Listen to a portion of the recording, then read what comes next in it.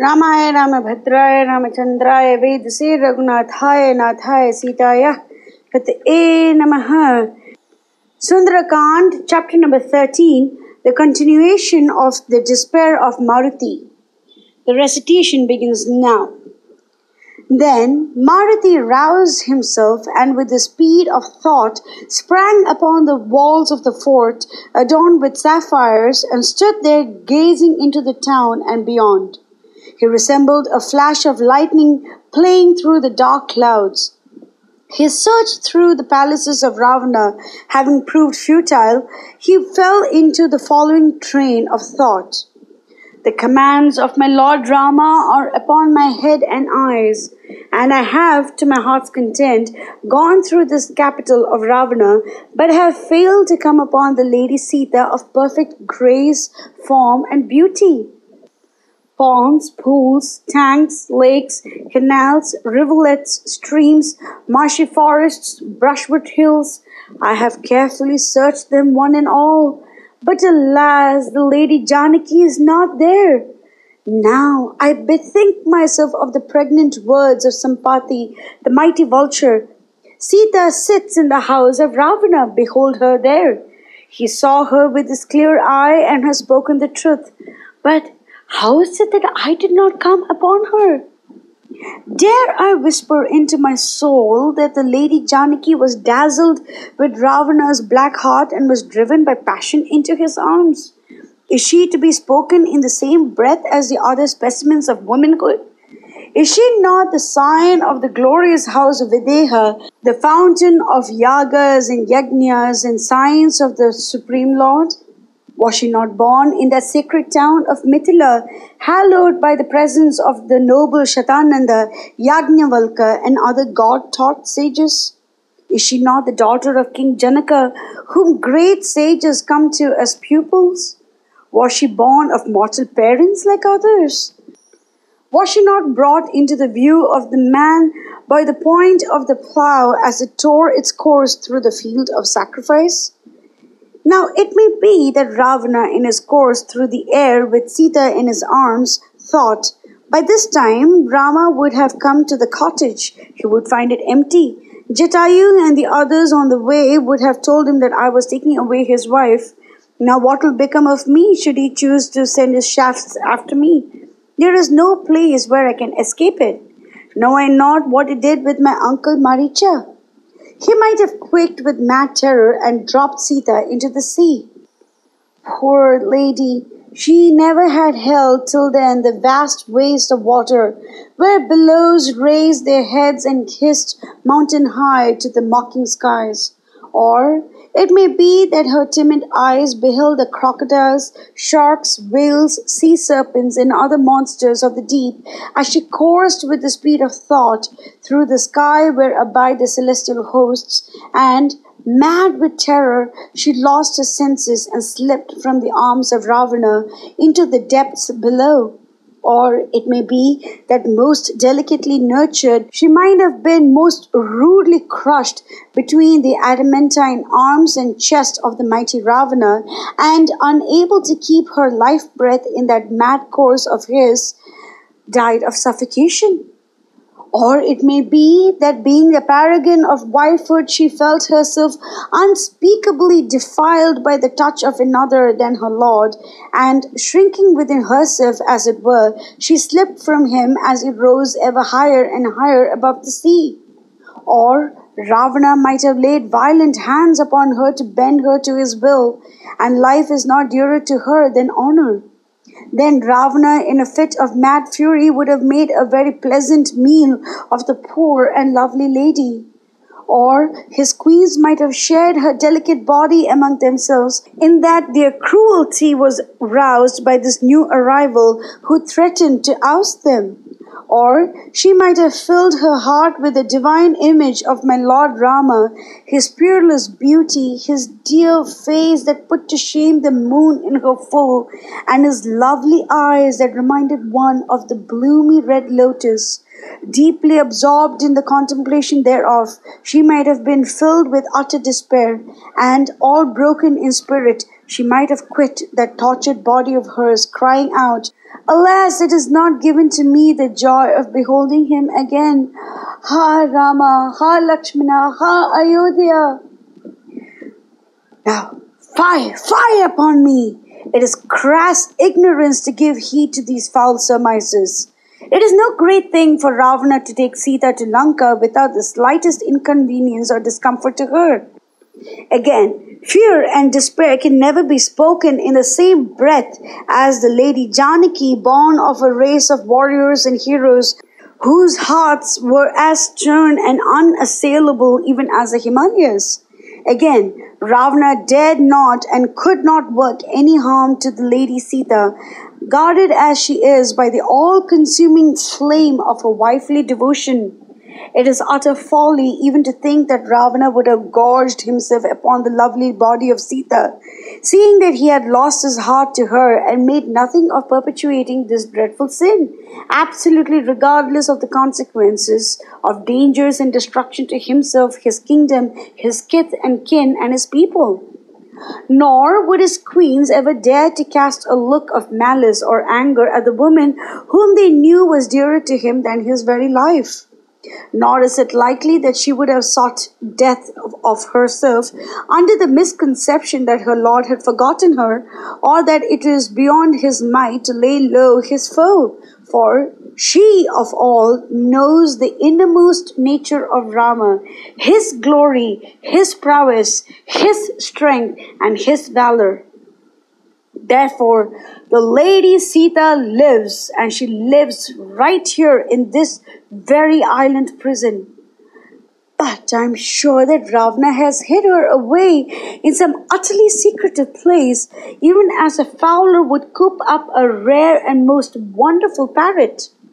Born not of mortal man and woman, from the depths of the sacrificial field, brought up and trained by the royal sage Janaka of the open eye, and united in holy bonds of wedlock with the Sri Rama, the Lord of the world, and endowed with a beauty that cast veil over the eyes and the hearts of beings, even like the great illusion that works out the will of the causeless cause, that Lady Janaki would never of her own accord seek the arms of the prince of sinners, utterly unmeet in every way.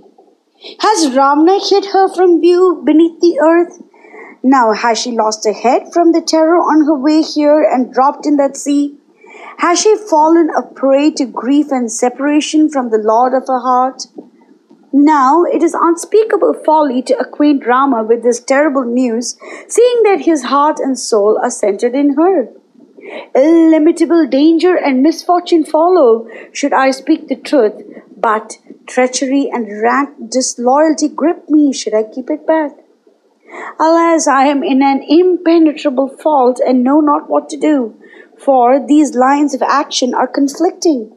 Now, what is the best course that I should pursue in this dilemma that will suit the time, the place, and the conditions? Now, take it that I return to Kishkinda from here after an empty quest. Then what good comes of it? All this goes to waste. My flight over the sea, entry into Lanka, and my thorough search through the harem, and the finger of scorn would be pointed at me for all time by my beloved Lord Rama, Lakshmana, Sugriva, and every man, woman, and child in the kingdom of Kishkinda. Now if I dared to speak to Rama the terrible words, seek as I may, I never came upon the Lady Sita, that would be the last moment of his life. My sharp words would pierce his tender heart most cruelly like poisoned arrows, and deprive him of his senses, and his life breaths would never stay in his body. And beholding Rama make up his mind to quit his hold on life from unbearable grief, Lakshmana, his beloved brother, would not survive him, as he had already given up his body, life, and soul to the service of Rama. Of great heart and unclouded intellect, he knows his duty. Bharata, the ideal brother, has but to catch the faintest whisper of the dreadful news of the death of Rama and Lakshmana to follow them to the halls of Yama. And then Shatrughna, his twin soul as it were, the very shadow of his self, would be there before him. Then the ladies Kaushalya, Sumitra and Kaikeyi would find it hard work to keep their souls in their bodies, deprived at one stroke of their mighty sons, even like unto the regions of the quarters. Now my Lord Sugriva is a man of his word, powerless to return, even in a slight degree, the innumerable benefits he had received at the hands of Sri Rama. His heart would break at the sight of his friend and benefactor die of grief. Poor Ruma, his wife, and the short-lived queen of the monkey realms. She had but quite recently turned her back upon misfortune, privations, grief, and disgrace. Her days and nights were one long prayer to the gods in high to give a respite to her beloved husband from sorrow and danger.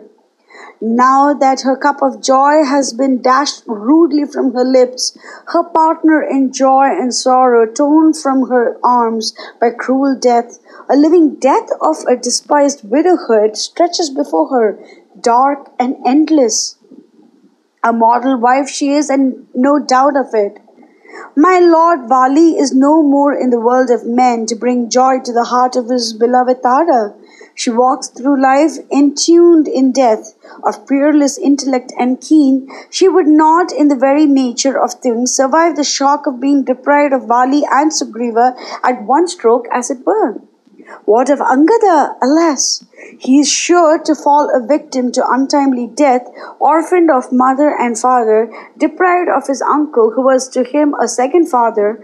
The boy will not fail to overtake them. The countless monkeys all over the world that won his sway would feel themselves utterly adrift, now that their rulers, their very hold upon lives as it were, and their hopes hereafter were gathered to dust, would blow their brains with hard adamantine fists. Honored beyond expectations by their lord and master with sweet words, rewards, presents, and distinctions, the monkey lords would never bring themselves to live a life of insignificance. After his death, they would never dream of disporting themselves at their ease in their mansions, forests, groves, woods, and mountain slopes, consumed with grief at the dread fate that befell their Lord Sugriva, his ministers and counselors, their wives, their children, their kith and kin would hurl themselves from lofty mountain peaks. Or they would do away with themselves through poison or fire or starvation or rope or weapons. In short, my presence among them would be the signal for shrieks, yells, howls, lamentations, and dreadful uproar. The noble lion of Ikshvaku would be but a name upon earth, and the world would know no more of the race of monkeys. Thus, my wretched self can never dream of going back to Kishkinda and cast my deadly shadow over all creations. And how shall I muster up heart to stand in the noble presence of my master after a barren quest? But what if I stay here? Rama and Lakshmana of righteous souls and mighty arms, and the countless monkey heroes whose eyes are ever turned upon the paths that will bring me back to them, would gladden themselves by the thought, now Maruti, our friend and savior, would return from his mission all successful. That hope would keep them alive and happy. I think it best that I adapt the life of the hermit in these wooded forests where water, fruit, and root are plentiful, and live upon such sustenance as falls within my reach of itself. Or I will build up a huge fire and seek peace and repose in its arms. Or I will hide myself forever in the uttermost depths of the ocean. Or I will lay myself down and prepare to quit this body of mine so utterly useless. Then it would be extremely fortunate for me if birds and beasts should prey upon it, for sages speak very high of such departure from this world. This night has begun well for me. At first I won a glorious victory over the guardian deity of Lanka. Then the Lord of Night aided me most manfully. I deemed, nay, almost concluded, that this night of all nights would be most gloriously known for all times and through all the worlds, as a night that helped Maruti in his noble quest, as a night when Maruti came upon his mother Janaki. But woe is me! All these hopes have crumbled into dust since the Lady Sita has not blessed my eyes with the sight of her noble self. I will never go back to my friends if I do not find the whereabouts of Sita. I will pass the remaining days of life as a recluse and wanderer through the woods and forests. For, should I go to them with empty hands, my long-expected friends and Prince Angada would die of grief and disappointment. So if I die, misfortunes and evil illimitable would follow. But if I keep my hold upon life, maybe that at some distant day or other, peace and happiness will bless my effort. So I decide that it is best I live. Having taken counsel with himself in this wise, Maruti failed even then to shake off the gloom that weighed him down. Or would this be better? I will wring the neck of this wretch of a king. Though it were barren of any other result, it might be fit vengeance for the foul crime he had perpetrated. Or, even as a priest offers a sacrificial animal to the god of fire as sweet into his nostrils, shall I bind this heavy sinner in chains, spirit him over the broad sea, and fling him like a heap of sodden old clothes at the feet of my Lord Rama. Yet grief and care gripped his heart fiercely, and he again said to himself, now I will go through and through this island again and again, times out of count, until I find the whereabouts of Lady Sita. Or what if I base myself upon the words of Sampati, so clear, so straight, and so convincing? Sita is there, pining away in lonely grief in Lanka. Behold, and bring over Raghava here. Alas, that is a most dangerous experiment, for should I fail to take him to his beloved, he will reduce to ashes the whole race of monkeys. So I go back to my old proposal to stay here, and with my senses and mind under perfect control, seek death through fasting. Alas, that the myriads of monkeys over the world should perish through the ill luck and folly of my single self. He cast his eyes around and cried, somebody kick me for a fool, the prince of fools, from here to the ends of earth. Verily, I have taken leave of my senses. Yonder rise the vast grove of Asoka trees and lose themselves in the blue skies above. And this spot I have, by some unaccountable carelessness, failed to explore. What if the lovely Lady Janaki kept endurance in these beautiful glades?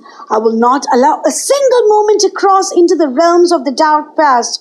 I call upon in deep humility and steadfast devotion to the hosts of Vasus, Rudras, Adityas, Ashwins, Maruts, and their kin to aid me in my quest and strengthen my arms to lay low this wretched brood of the Rakshasas. Even as a god who confers success on him that had prayed at his feet for countless years, I will not fail in taking Queen Sita to the side of my Lord Rama, whose glory illuminates the royal race of Raghu. Thus Anjaneya, of matchless splendor, cogitate within himself, but care and doubt darkened the horizon of his heart and turned his senses adrift. But he flung it away from him as an old garment and girded his loins for a fresh attempt. I lay my head at the feet of Rama, Lakshmana, and the divine daughter of King Janaka. I salute Rudra, Indra, Yama, Vayu, Chandra, Surya, the Maruts, and one and all of the lords of the shining ones. He again sought with his heart and soul the Lord of the day and his king Sugriva, and gazed intently with a piercing eye at the quarters above and below. He assured himself that there was none to watch his movements. He cast his looks upon the lofty grove of Asokas and decided to leave no spot in it unexplored, and accordingly he formed his plans. This pleasure grove may contain within itself many a glade, many a retreat, and countless Rakshasas may roam in its dark depths. I have no doubt that the trees and the plants will have expert gardeners to look after them, their fertilizers and their irrigation. Yet I note that the Lord Vayu, from whose loins I was born and in whom are centered the life breaths of this universe, moves soft and pleasantly. I have most carefully reduced my shape to the required limit to escape the piercing eye of the guardians of this wood and the soldiers of Ravana, and ensure success and glory to the arms of my Lord Rama. May the holy saints and the gods on high bless with success bright my search for Lady Sita. May my attempts prove fruitful through the blessings of the self-born Brahma, Surya, Chandra, Ashwins, Maruts, Rudra and the others of the kind. May my plans carry success and fulfillment in themselves through the good wishes of all created beings. And their Lord Vishnu and everyone that meets my eye on my way, and even those that I do not see. Or shall I ever behold through the blessings of these gods the noble features of Lady Sita that bring joy and delight to all beings, even like the orbed moon and graced with a perfect chiseled nose, shining teeth, a smile that irradiates the space around like soft moonlight, and eyes that put to shame the lovely petals of the blown red lotus. The meanest and the most despicable of objects up to any crime or sin, the Lord of Rakshasas strikes terror into the hearts of all creation through his terrible deeds. But most wonderfully, he manages to disguise his dreadful features and takes the shape and form that would seduce the hearts of all. And mighty and boundless must be his strength and assurance in that he has laid violent hands upon Janaki and brought her over here, that paragon of wifely devotion, leading a life of voluntary exile, far, far away from those near and dear to her. And how shall I come upon her? Mangalam Kushlendraya Mahaniya Gunabdiye Chakravarti Dhanurjaya Sarvabhaumaya Mangalam.